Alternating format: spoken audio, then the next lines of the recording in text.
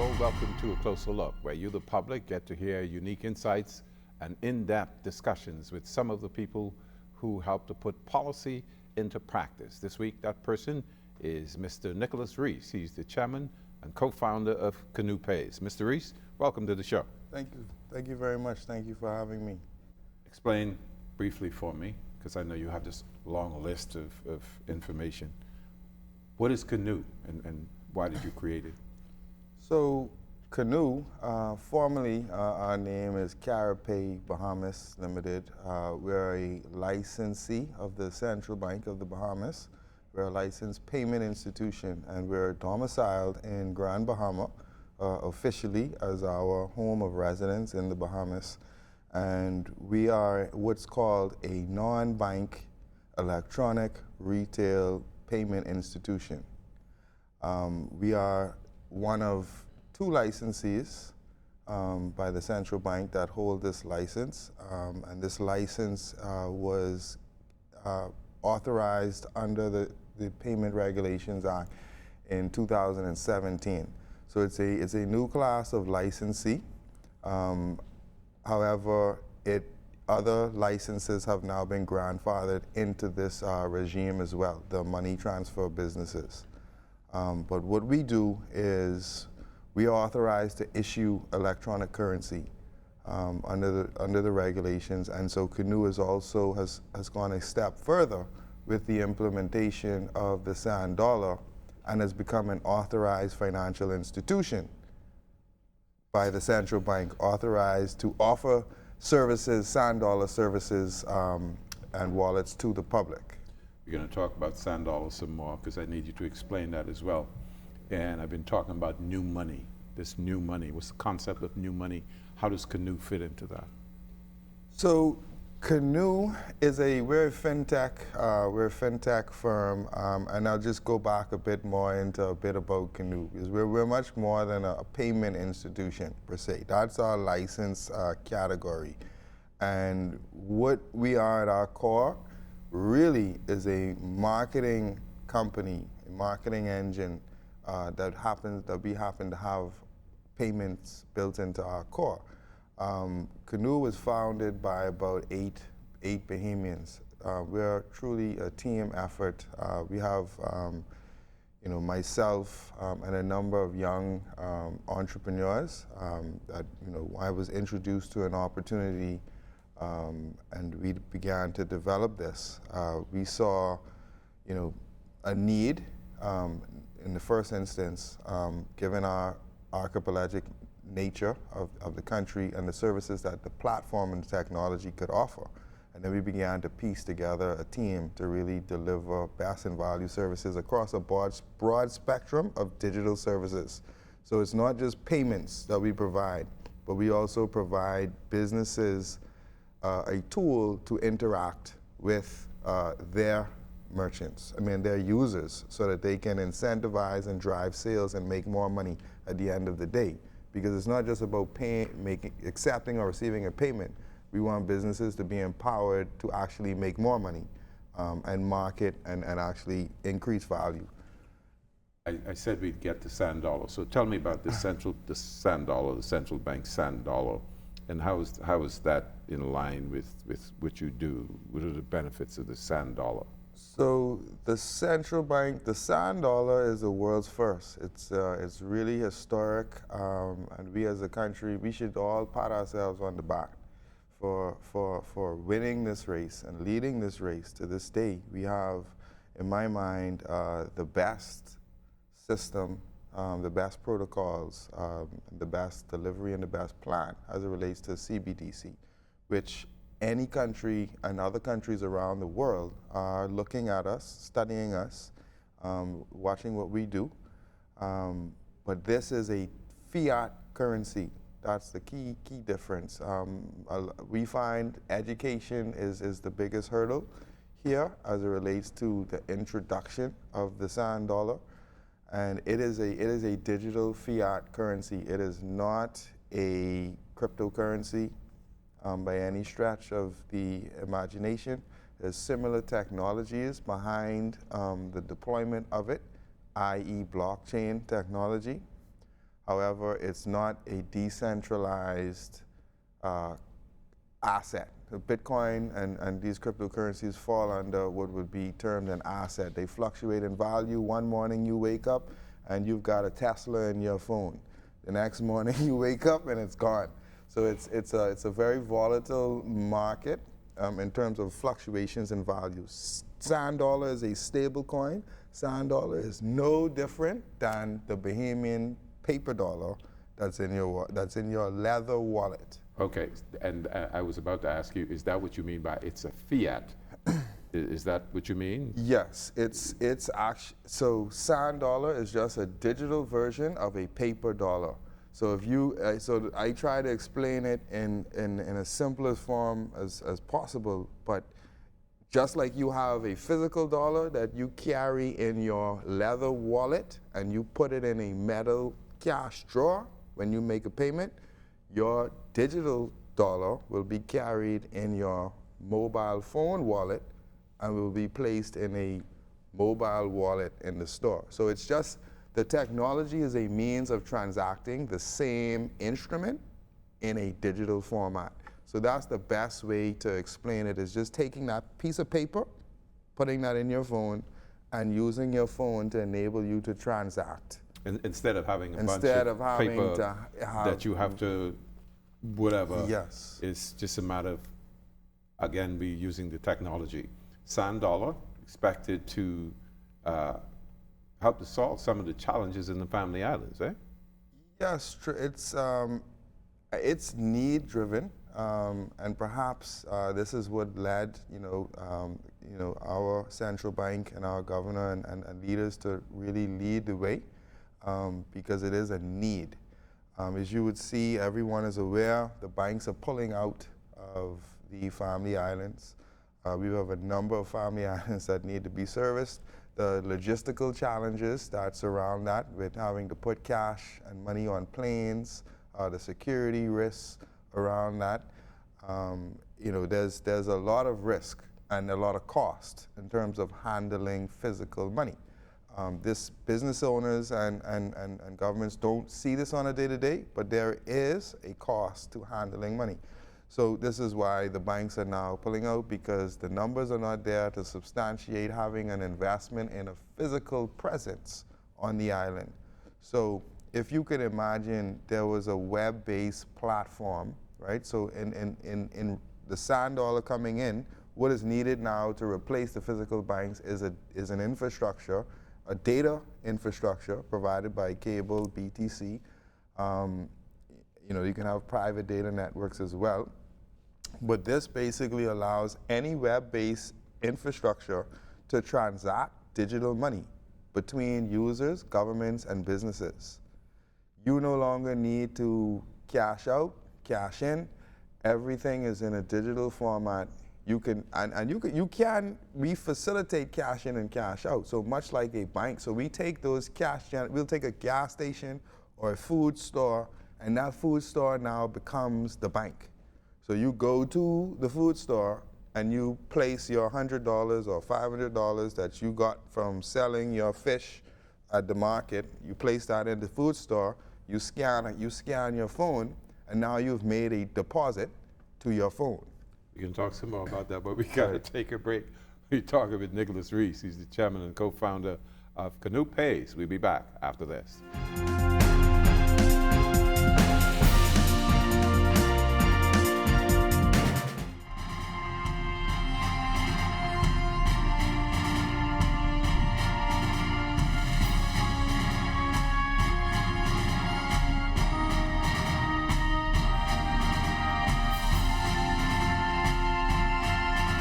Welcome back to A Closer Look. I'm Anthony Newbold speaking with Nicholas Rees. He's the chairman and co-founder of Kanoo Pays. And I'm going to ask you this because you're talking about it anyway, the benefits that a Kanoo and the other digital payment service providers bring to the marketplace. So the main benefit that we bring is basically security and convenience. We also bring privacy as it relates to your transactions. transacting in an environment offered by an AFI offers you a layer of privacy and protection, much in the same manner as you would by transacting with a bank. So what we represent is really a technology and an institution that's regulated that basically provides the same financial services as a bank without having to be providing loans. So that's our core distinction between the banking and the payment service providers. So if you can imagine now the banks physically pulling out, the payment service providers stepping in, you can utilize the payment service providers and the technology to store your money, pay your bills, receive money, receive payroll, and for businesses, we have the capabilities. You can receive any type of digital payment, whether it be SAN, dollar, Visa, MasterCard, and you can accept that in your store and online, in an online platform that's being provided. So you have broad flexibility in terms of your touch points as a business and how you can make money. What does that mean for the traditional legacy brick and mortar banking institutions? Are they threatened by what you're doing? I don't feel as though the banks have yet fully embraced the CBDC environment. This is being primarily led by the PSPs. I see a need for the banks to continue. However, it's been our opinion and our belief that, true partnership should really be between the PSPs and the banks. So explain what a PSP is. A payment service provider. And the CBDC is? Central bank digital currency. And you're talking like this because you do this right. every day. So somebody yes. watching this would so go, what is he talking about? Yeah, so I will, the currency is the currency, which is the money, which goes either in a leather wallet or a digital wallet. The payment service provider is really the provider of the wallet, right? So we sell you a digital wallet, much like land would sell you your physical wallet. And then the central bank prints the money. So they either print a physical dollar or they print a digital dollar. Yeah. So it's an interesting new dynamic, and you are right. It is the new money. It is the way the world is going. It's inevitable. Every country in the world has a CBDC objective. What has the response been like since you entered the market in 2019? I think it was. We launched middle of December 2019, and the response has been phenomenal in terms of, from our perspective. We have a lot of caution in the marketplace, a lot of skeptics, a lot of, persons are very skeptical of the technology, hesitant to embrace the technology. However, we've seen significant adoption of the technology. We had estimated, about a 35% addressable market in the country, this is something that's been seen globally when we analyze trends in terms of early fintech adopters, and we've seen over 20,000 users adopt our system, and in excess of 300 businesses, and we have a waiting list of businesses now that are actively trying to get onboarded. The influx certainly increased during the COVID-19 pandemic, when businesses were literally shut down, and we were able to step in. One business because movement was limited. Yeah, one business in particular was able to sell out completely of product using the digital platform, and pre-sales. So that was instrumental in demonstrating the power of a digital platform. Businesses, you got a waiting list for businesses. What about the average Bahamian? They need to be sold as well on the benefits of this whole. So, you have a need to make payments. So the SAN dollar is not here to replace banks. It's not going to replace your bank account. What it's going to do, what it does is it makes payments convenient. It makes you receiving payments convenient. It makes you putting money in the banking system convenient, because if you're on a rock in Inagua and you've got $1,000 cash, you don't want to put that under your pillow per se. You may feel comfortable with putting it under your pillow, but that's not the best place for it. So you can walk into that gas station or grocery store and you can deposit that on your phone, and you can eventually, and coming very soon, you can actually connect that Sand Dollar account to your bank account and transfer it to your bank account. So it's a means of facilitating inbound and outbound funds, storage of your funds. For instead of saving it under your pillow, you put it in your phone. It's safe. Everything is trackable. It's transparent, and you can move in and out of your banks, which is a mandate that central bank is leading, and that facility will be available, I would say, within weeks. And I'm sure you've been out there, you've been selling this product, because that's what it is. What are some of the major concerns expressed to you, some of the obstacles to people signing up and buying into what you're doing? Well, I mean, in my opinion, and I've been a conspiracy theorist in my day, which is interesting. Now you get the comments that, oh, this is the new world order, and my privacy, and the government is looking at my money, and it's interesting having been on one side of the fence in the past, and then now you're here and you're actually doing something, and you see how real and tangible it is. It has nothing to do with, right? So it's interesting, the conspiracy theories that come about.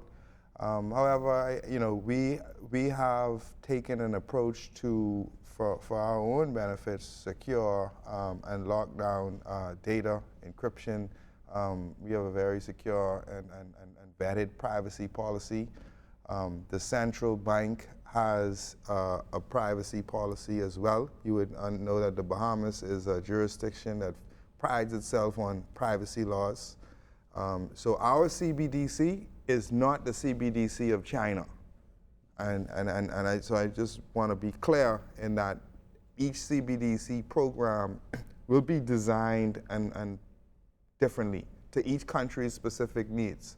So the Bahamas is one animal. China is a completely different animal. Not saying that China has, is aired in any way. I know what we have, and so we have a platform that is the Sand Dollar is issued. We issue the Sand Dollar, and then we now have the transaction ledger held within our system, and we share a KYC database with the central bank. We're going to talk some more about that, but we got to take this final break. We'll be back after this.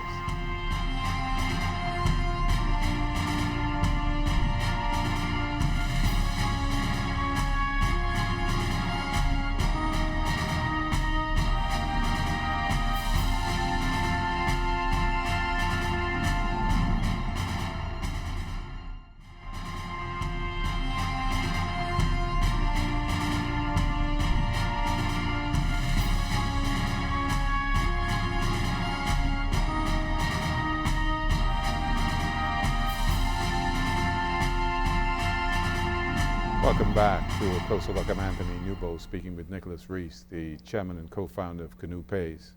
What's the difference between this form, do I call it blockchain technology, and other popular forms of such as cryptocurrency? So blockchain technology is technically a decentralized technology, and the simplest way I could explain it is it's a server. It's a decentralized server or storage mechanism that also validates on a basic set of rules. So you set the program, the computer would set rules, and then you would have nodes that would provide validation and then store information, and it'll be in a decentralized manner. So what the Sand Dollar is on a digital ledger. It's a digital ledger technology, much like blockchain. But it's different in that it's not decentralized, it's centralized. So the central bank mints the currency. So it's a minting operation. It's a minting and printing operation. So they're in control of the currency that they release, There's no, the trust, the integrity of the currency is backed by the central bank and by virtue of the country. It is legal tender.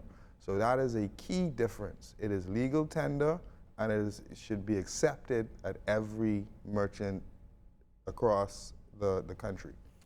So that is the biggest difference. Yeah, what's the difference between using the CBDC, central bank digital currency, like the sand dollar, versus something like Apple Pay or Google Pay, PayPal?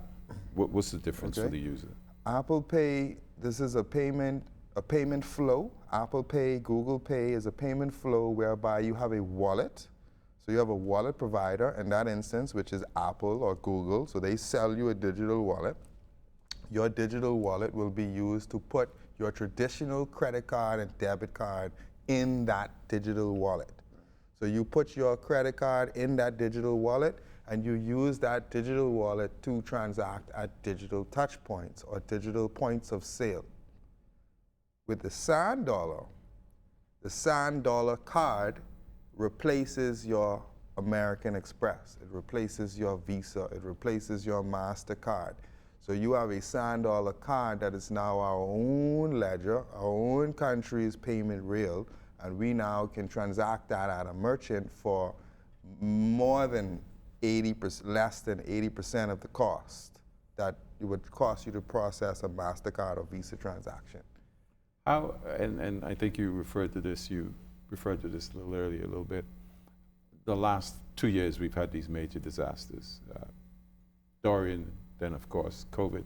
That has driven the acceptance, I guess, of this digital new money, this way of right, and this goes back to what I said earlier about it being needs-based, right? So Bahamians are every day experiencing this need, and the digital currency AFIs are actively servicing this need.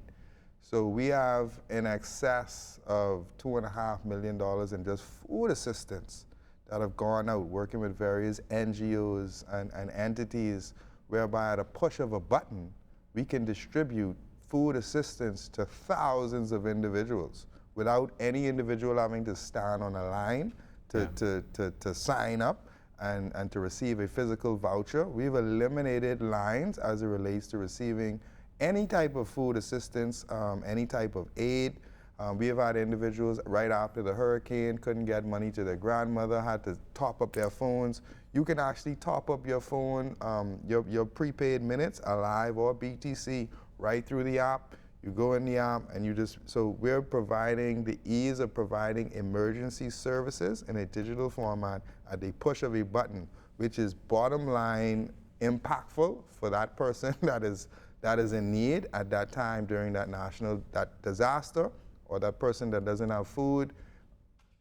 We're now bringing the dignity back to those individuals as well, because you can imagine you're already in need, you're already in pain, you're hungry, and you've got to stand on a line that's 10 miles long for 10 hours to receive a voucher for $20. It's discouraging and disheartening in an already saddened situation. So now we have uplifted that entire psyche.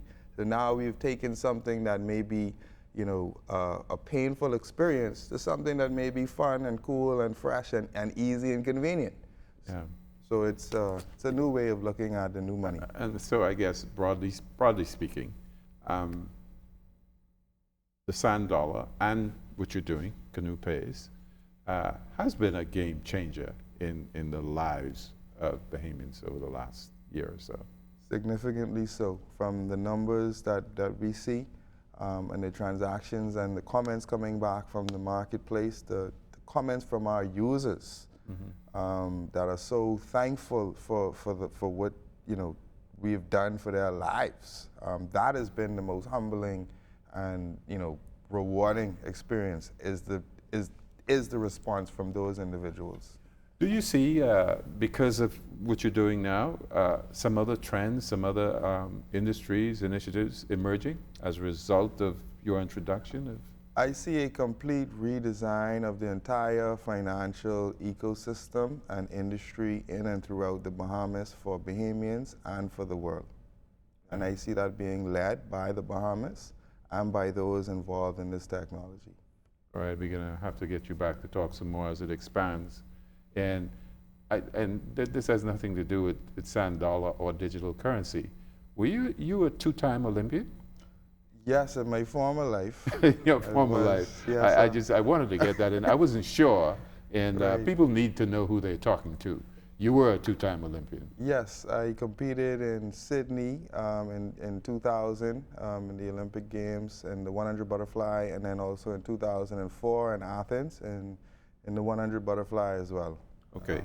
You continue to break So barriers. I'm a true Bahamian nationalist. I have the flag on my chest, and I represent the Bahamas as an ambassador since the age of 10.